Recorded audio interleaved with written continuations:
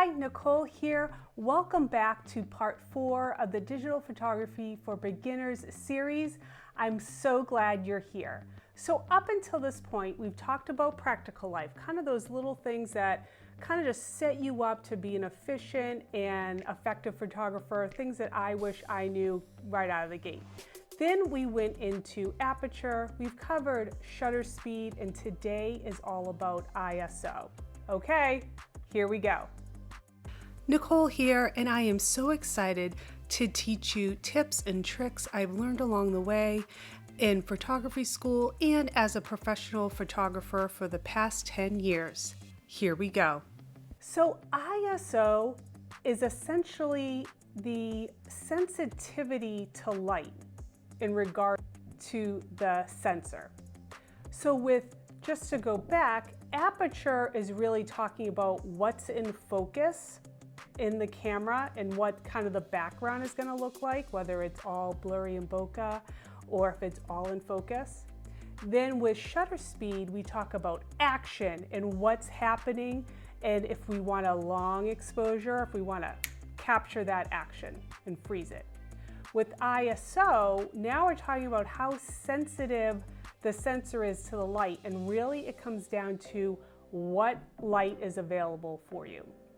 If you're in daylight, out in the middle of the day with your kids or on a hike, you're going to have a low ISO. Here's a rule of thumb. The low ISO you can get, the better picture quality you're going to have. Because once you travel up to higher ISOs, you're going to have what's called grain in the shot. And some people want that as a creative, artistic side to the image. Others don't. They want a crisp, smooth image. So keep that in mind. So if I'm on a photo assignment and it's during the day and I'm outside, my ISO is really low. So we're talking about ISO 100, 200. But if I'm indoors or if it's in the evening, that's when I'm bumping up the ISO. So we discussed this shot when I was in a dark room and I was covering kind of this art school in one of their spaces.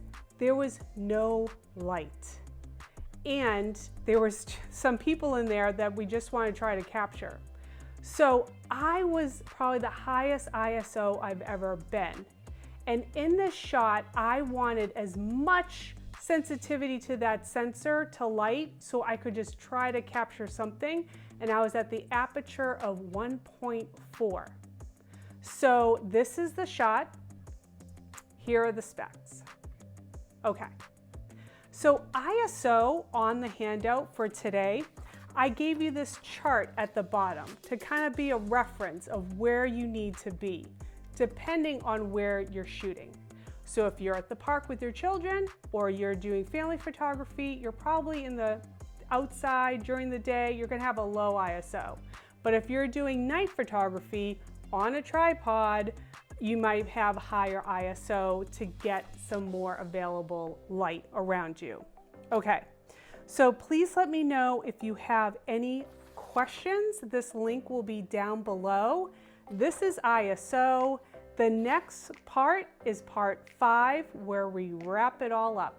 All right, until next time, bye.